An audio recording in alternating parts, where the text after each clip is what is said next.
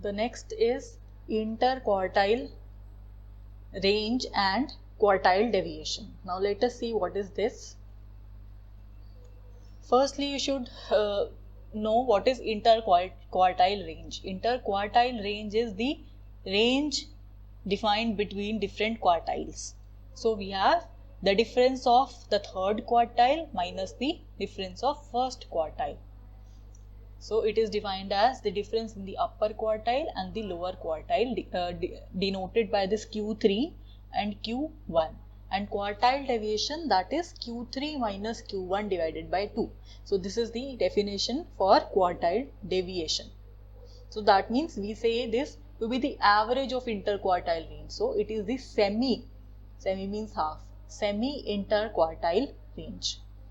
Now you see, whatever is the given data, as in the case of weights, your data represent kg of weights, right? So your quartile would also have the unit of kg, and this also have the unit of kg, and when you subtract kg from kg, whatever is the answer, that would also be in kg.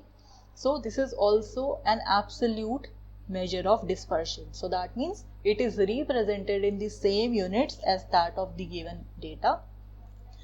And the corresponding relative measure of dispersion without units, that is the coefficient of quartile deviation. So that is defined by this formula, Q3 minus Q1 divided by Q3 plus Q1. So these are the three formulas which are used for this second kind of dispersion. So first is the interquartile range, that is Q3 minus Q1. Second is the quartile deviation, that is Q3 minus Q1 divided by 2. And third is the quartile deviation, that is Q3 minus Q1 divided by Q3 plus Q1. So if you remember, what is this Q1 and Q3? So Q1 is the first quartile, and it is defined by the size of n plus 1 divided by 4th item in the when your given data has been arranged into the series, and Q3 is the size of 3 times n plus 1 divided by 4. So firstly you arrange your series in the ascending order. So whatever is the position that divides the series into quarters. So first quarter would be this, second quarter would be the median itself, third quarter is Q3. So here whatever is the number here, the data here, that would be Q1. Whatever is the data here would be Q2. Q2 is basically the median, so we do not use it. And whatever is the data here, that is Q3. So this is the third quartile and this is the first quartile. So this is clear, the formulas are clear. The next thing is we'll solve the questions using this formula. So the first question is, we are given this individual series 28, 18, 20, 24, 27, 30 and 15. So we are asked what is the interquartile range, what is the quartile deviation, and what is the coefficient of quartile deviation. So this is asked here. So the first task whenever we are given any kind of series is to arrange that series in ascending order. So that is done by keeping the smallest element first, and then the one greater than that, the one greater than that, and keep on doing it until we reach the last element. So here the total number of observations are, we have 1, 2, 3, 4, 5, 6 and 7. So n is 7 here. So now in order to calculate Q1 is nothing but the size of n plus 1 divided by 4th item. So what is n? N is 7. What is, so we'll substitute the value here. So we would have 7 plus 1 by 4, that is second item, the size of second item. What is second item here? The second item is this 18 number. It is not the index, but it is the item. So second item is this one, 18. So that is our first quartile, Q1. For the calculation of third quartile, we will look for the size of 3 into n plus 1 by 4th item. So n is 8. So when you substitute n to be 7 here, you would have 7 plus 1 by 4, that is 2. 2 into 3 is 6. So we'll look for 6th item. What is the 6th item here? 1, 2, 3, 4, 5 and 6. So the 6th item is this one, 28. So this is our Q3. Now we have Q1 and we have Q3. So our interquartile range would now be Q3 minus Q1. So it would be this 28 minus 18. So our answer is 10. This is the interquartile range. So now you see what is this interquartile range. Interquartile range is this range, the difference between Q3 and Q1. So this is the difference that we are calculating from here. So the quartile deviation is Q3 minus Q1 divided by 2. So it comes out to be 10 divided by 2, that is 5. And then the coefficient of quartile deviation, that is Q3 minus Q1 divided by Q3 plus Q1. So if we substitute the values, we will have this answer. So this is for the individual data. Now we have discrete series. For this discrete series, we are given wages in numbers, in rupees. So we are given rupees 10, rupees 20, 30, 40, 50 and 60. And we are given the number of workers obtaining these wages. So we have 2 workers which are having 10 as the wage, and then 8 workers having 20 wages, right? 20 having 30, 35 having 40, 42 having 50 and 20 having 60 rupees daily, right? So this is the daily wages that is given to you. So now they are asking, calculate the interquartile range and quartile deviation and the coefficient of quartile deviation from the following data. So first of all, you will calculate what is Q1 first quartile, and then you will calculate what is Q3. So how do you calculate this quartiles for discrete series? So for that, for wages we create this column as X. So this is your wages. This is the frequency, that is the number of workers, and CF is the cumulative frequency. That means what you do, so these 2 columns would come as such, that is given to you in the question. For the cumulative frequency, now note here that 2 would be the same.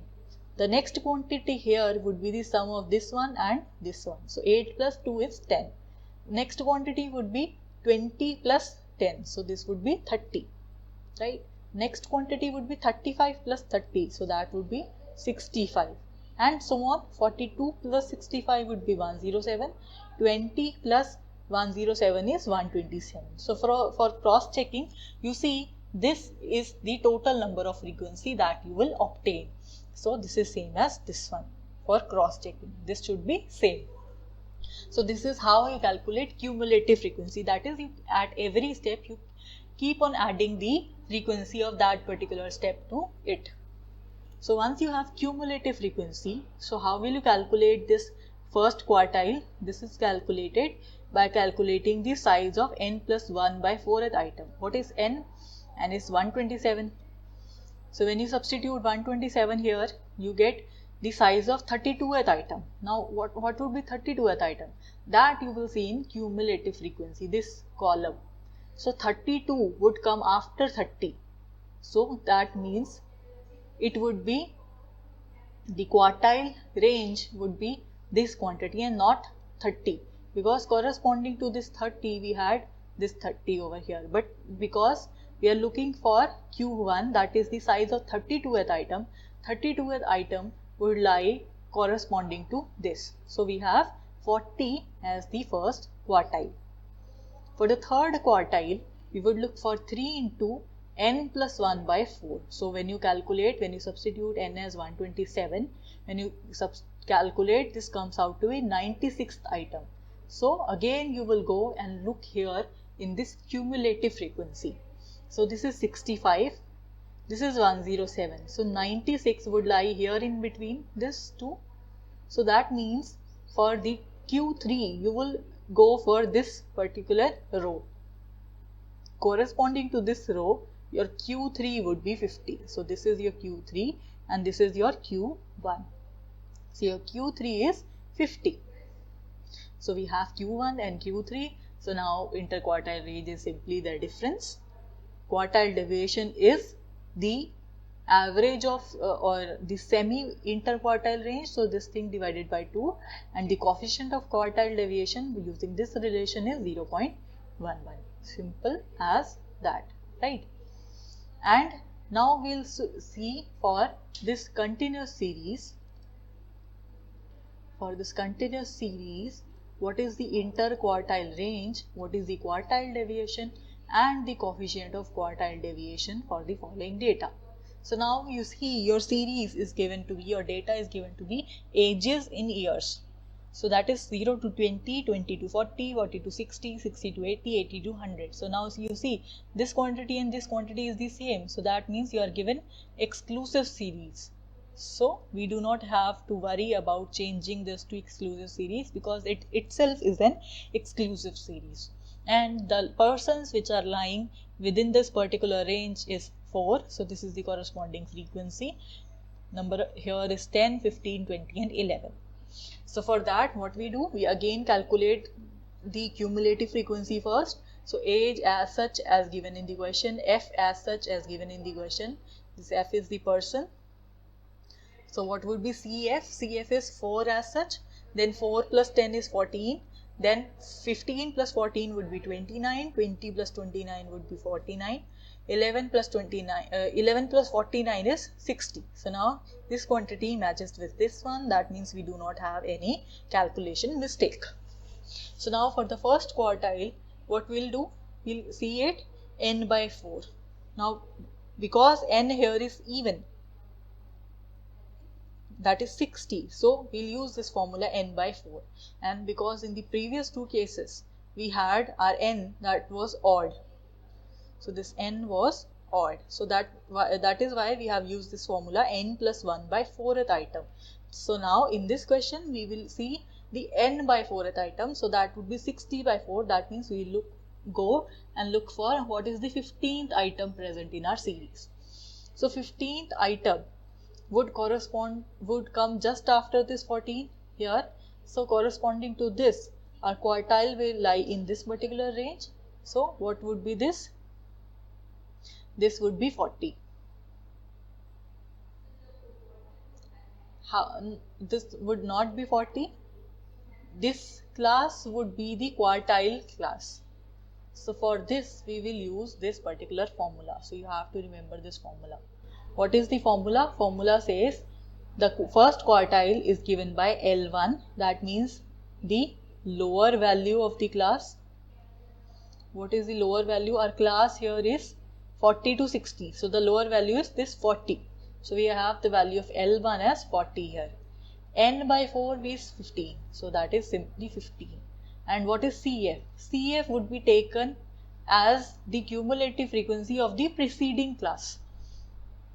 So here, because for Q1 this was our quartile class, therefore CF is this quantity that is taken from the previous class. So this is our CF.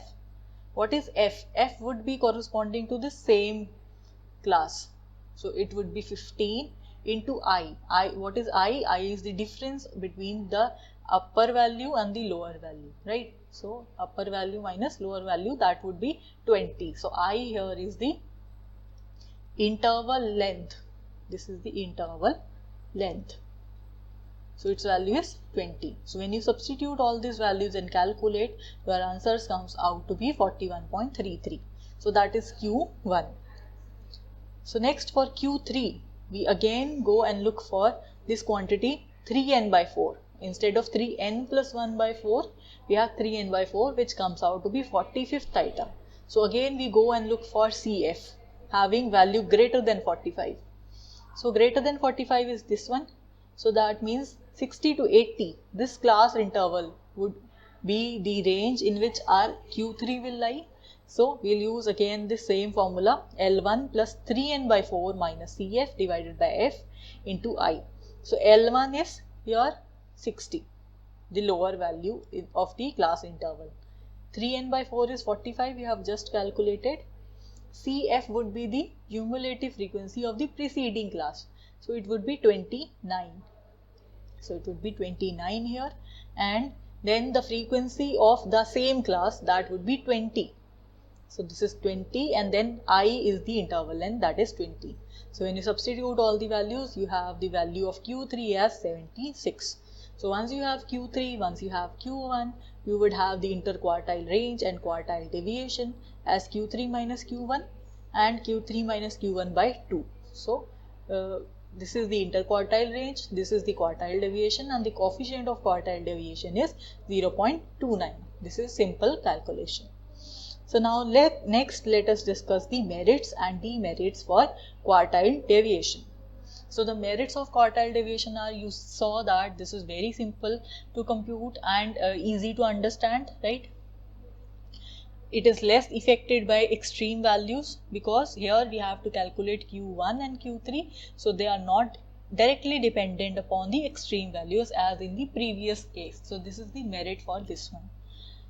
Moreover, it can be computed in open-end interval classes. What do you mean by open-end interval classes? For example, your data is like this. The data shows the marks of students.